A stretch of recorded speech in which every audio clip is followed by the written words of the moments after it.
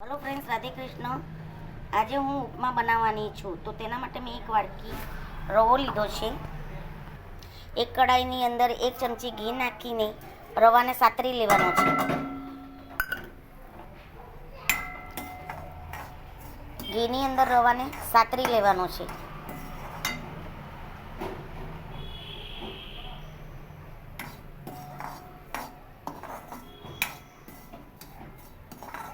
રવો સતરાઈ જાય એટલે તેની અંદરથી સરસ શેકાયેલાની સુગંધ આવવા માંડશે।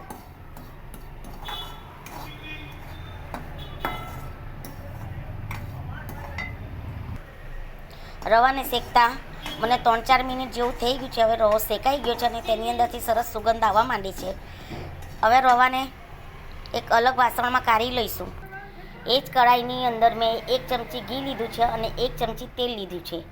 તેની અંદર આપણે 1 ચમચી ચણાની દાળ નાખીશું અને 1 ચમચી અડદની દાળ નાખીશું।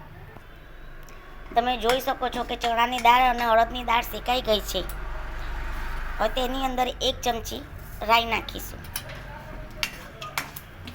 રાઈ બરાબર તતરી જાય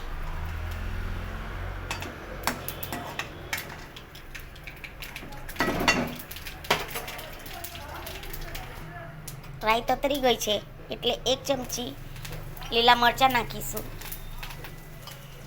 તીખું તમે તમારા ટેસ્ટ મુજબ ખાઈ શકો છો।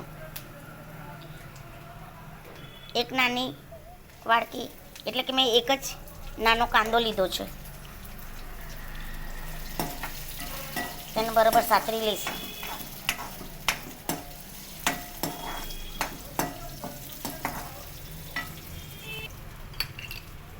થોડા સિંગદાણા નાખ્યા છે મેં। સિંગદાણાને બી ત્યારે જ નાખી દેવાના એટલે બરાબર શેકાઈ જાય।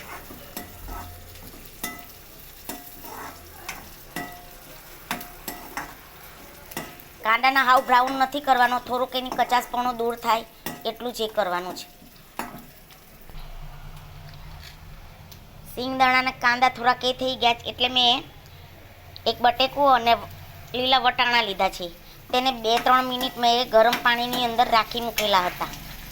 તેને બી આ શાકને શેકી લેવાનું છે સિંગદાણા, કાંદા અને લીલા મરચાંની સાથે।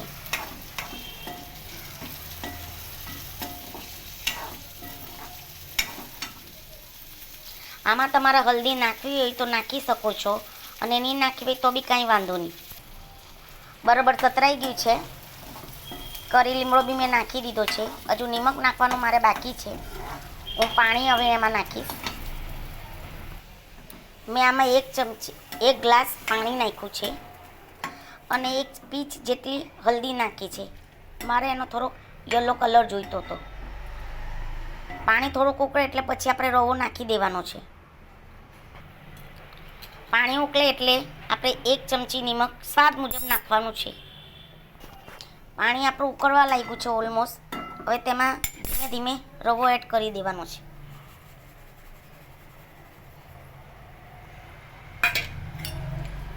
અને બરાબર મિક્સ કરી લેવાનું છે।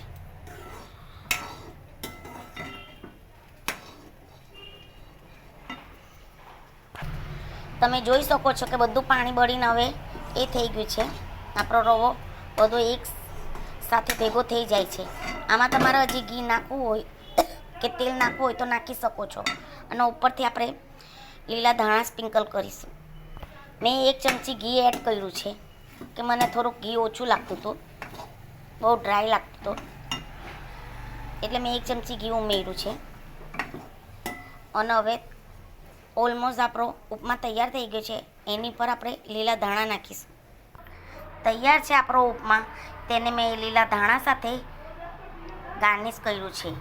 વિડીયો ગમ્યો હોય તો લાઈક અને સબસ્ક્રાઈબ કરજો અને તમારા કમેન્ટ મને શેર કરજો। રાધે કૃષ્ણ।